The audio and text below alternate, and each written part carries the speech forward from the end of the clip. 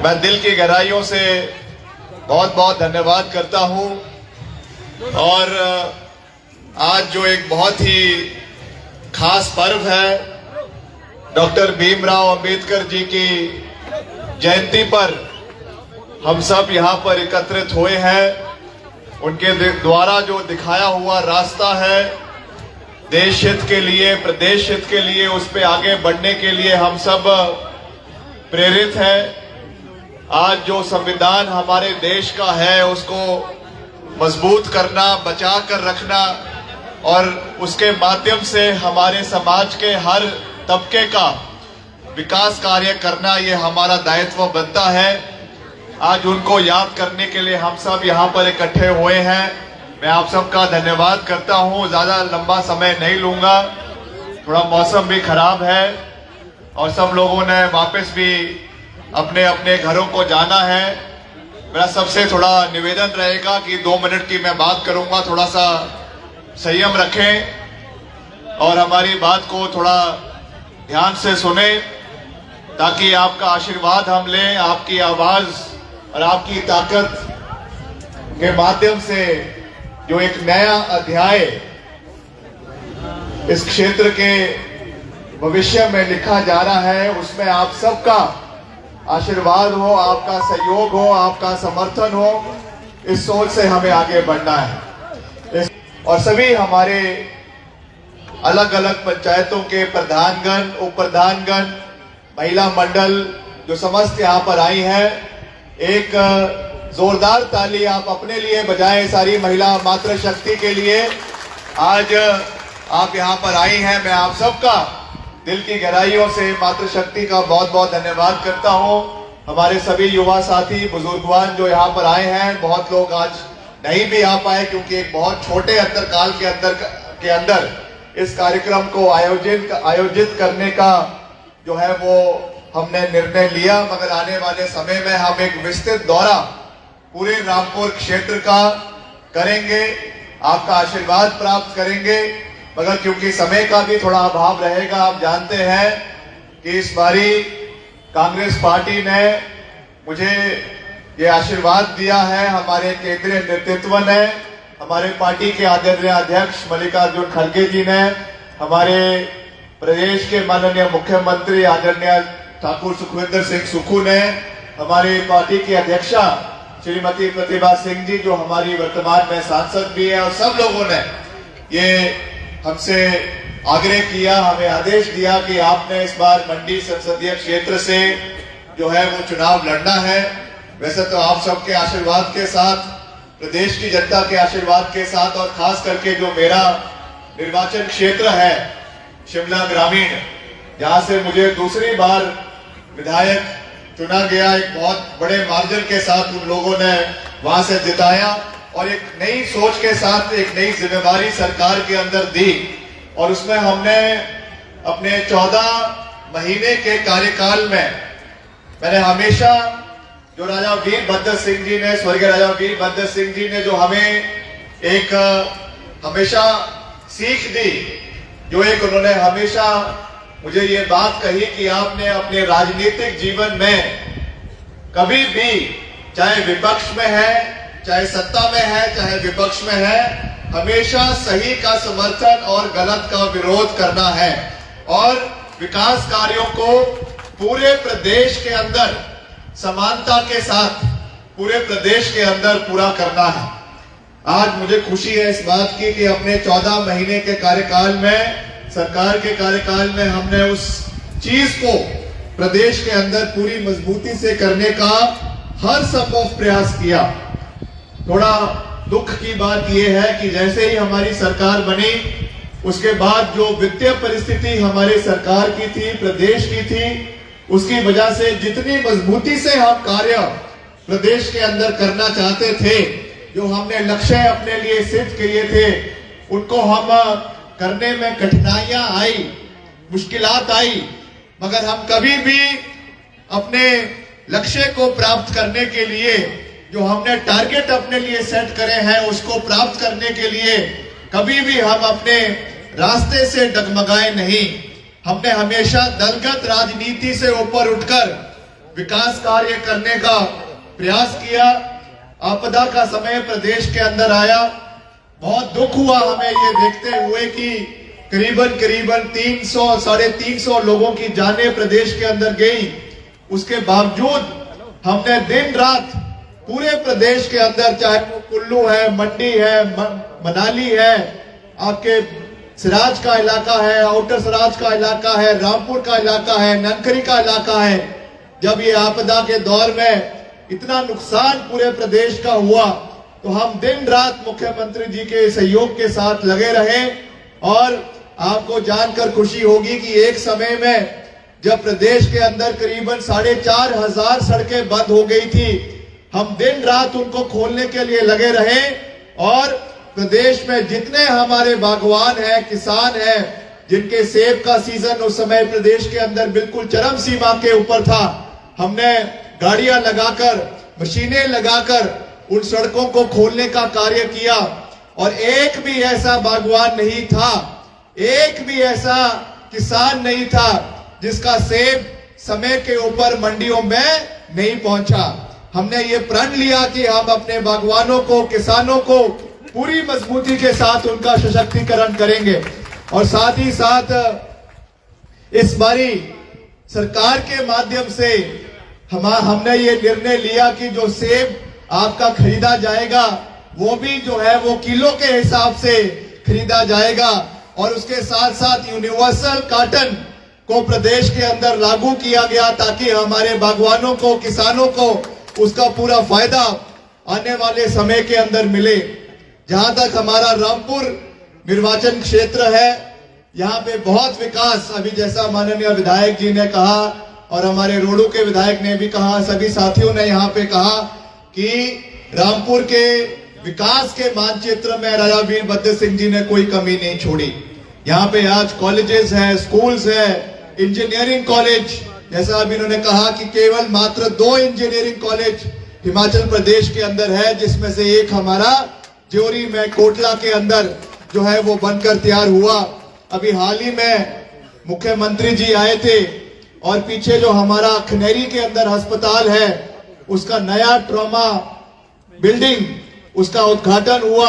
उसके साथ साथ हमारे इंजीनियरिंग कॉलेज के कई हमारे उसके विभाग है, कई उसके ब्लॉक्स हैं, उनका उद्घाटन हुआ।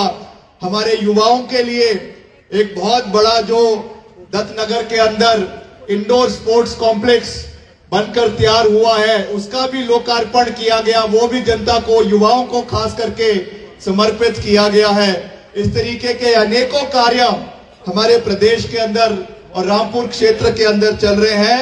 आपको जानकर खुशी होगी कि अभी 1.5 साल के कार्यकाल में हमारे विभाग द्वारा, लोक निर्माण विभाग द्वारा, हमने करीबन 1.5 साल के अंदर 190 करोड़ के विकास कार्य रामपुर निर्वाचन क्षेत्र के अंदर करने में हम सफल हुए हैं।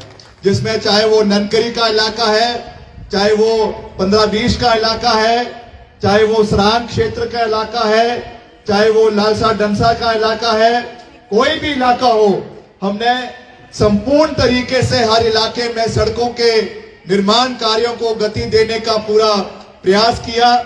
और दिल्ली से भी कोई धन की कमी ना हो, इसकी भी हमने पूरी कोशिश करी। जैसा मैंने आपको कहा कि हमारे राजनीतिक असूल है कि हमने हमेशा दलगत राजनीति से ऊपर उठकर विकास कार्य करने में, प्रदेश का विकास कार्य करने में कोई कमी नहीं छोड़ी। और आपको जानकर खुशी होगी कि अगर हम पूरे प्रदेश की बात करें, 1 साल के 15 महीने के कार्यकाल में, और मैं जो भी बातें कहता हूं मैं आंकड़ों के साथ कहता हूं, 1.5 साल के कार्यकाल में पूरे प्रदेश के अंदर हमने 3,000 करोड़ रुपए के सड़कों के निर्माण कार्य पूरे प्रदेश के अंदर करने में हम सफल हुए हैं, जिनके अब आने वाले समय में उसका अपग्रेडेशन का कार्य प्रदेश के अंदर चलेगा। प्रदेश की सड़कों को बेहतरीन करना ये हमारी प्राथमिकता है, ताकि उससे हमारे उस क्षेत्र के बागवान हैं, उस क्षेत्र के किसान हैं, वहां के कर्मचारी हैं, उनको पूरी सुविधा विकास की दृष्टि से मिले। ये हमारी प्राथमिकता है। कर्मचारी जो प्रदेश के रीढ़ की हड्डी है, उनके लिए जो हमने वादा किया था, पहली कैबिनेट मीटिंग में हमने ये वादा किया कि हम ओल्ड पेंशन स्कीम की बहाली करेंगे। जैसे ही हमारी सरकार बनी, पहली कैबिनेट मीटिंग में हमने ओपीएस की बहाली हिमाचल प्रदेश के अंदर करी। आज विपक्ष के साथी बड़ी बड़ी बातें कर रहे हैं।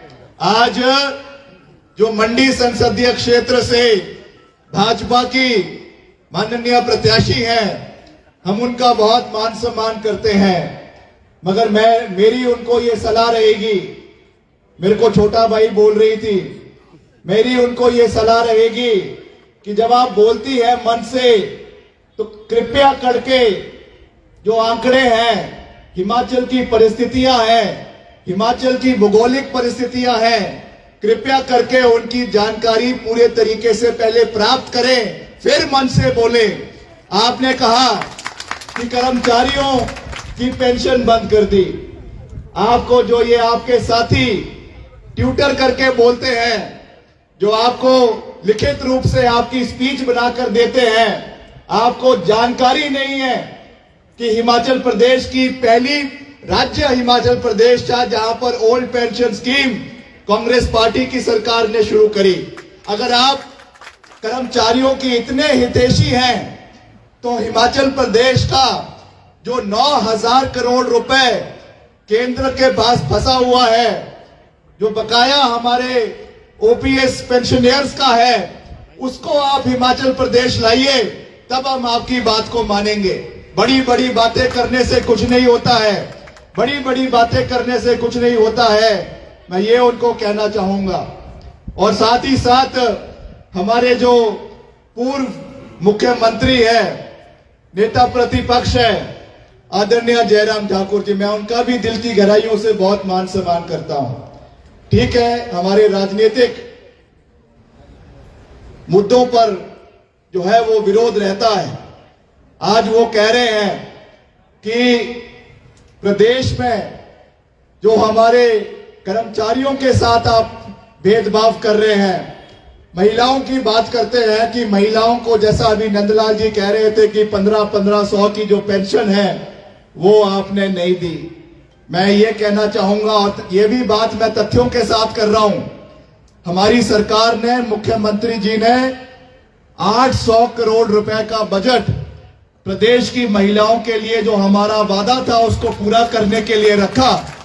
मगर यही जयराम ठाकुर जी थे, पहले तो कर्मचारियों को बोलते हैं कि पेंशन चाहिए तो चुनाव लड़ो। अब महिलाओं की पेंशन को रोकने के लिए अपने विधायकों के साथ चुनाव आयोग में गए और वहां पर जाकर ये कहा कि ये पेंशन प्रदेश की महिलाओं को नहीं मिलनी चाहिए। इसके लिए इन्होंने जाकर चुनाव आयोग में कंप्लेंट करी।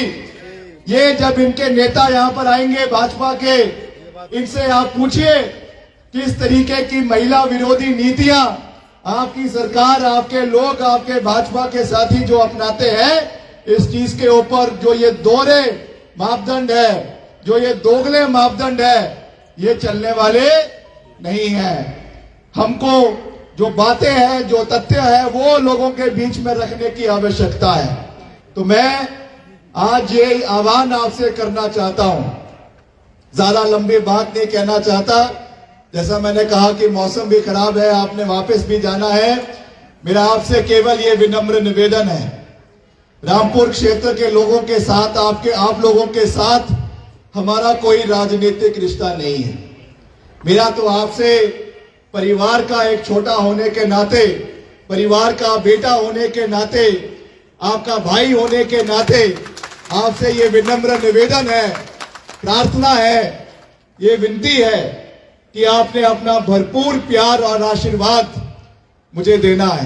पहली बार मुझे ये मौका मिला है कि यहां से आपके क्षेत्र का प्रतिनिधित्व करने का जो सौभाग्य प्राप्त हुआ है। मैं ये चाहता हूं कि आप लोग, जिस तरीके से हमने हमेशा दलगत राजनीति से ऊपर उठकर प्रदेश का, क्षेत्र का विकास करने में अपना योगदान दिया है, हो सकता है कि उसमें कुछ कमी पेशी भी रही हो, मगर आने वाले समय में उसको हमें बड़े स्तर पर केंद्र के समक्ष उठाने की आवश्यकता है, दिल्ली में उठाने की आवश्यकता है। और जिस मजबूती से विपक्ष में रहते हुए भी मैंने अपने निर्वाचन क्षेत्र का शिमला ग्रामीण की पूरी आवाज को मजबूती से विधानसभा के अंदर उठाया, सरकार में रहते हुए, विपक्ष में रहते हुए प्रदेश का हर मुद्दा, चाहे वो ओल्ड पेंशन स्कीम का था, चाहे वो महिलाओं का था, चाहे वो युवाओं का था, चाहे वो हमारे बेरोजगार युवा, जो हमारे जेओए आईटी के युवा थे, उनकी आवाज को हमने विपक्ष में उठाया और सरकार में उसको पूरा करने का कार्य किया। ऐसे ही हम चाहते हैं कि आने वाले समय में हिमाचल प्रदेश का हर मुद्दा केंद्र सरकार के समक्ष जो है वो आपके लोकसभा के अंदर गूंजे। इसके लिए आपका आशीर्वाद हमें चाहिए, आपका सहयोग हमें चाहिए, आपका समर्थन हमें चाहिए। ये मेरा आपसे विनम्र निवेदन रहेगा।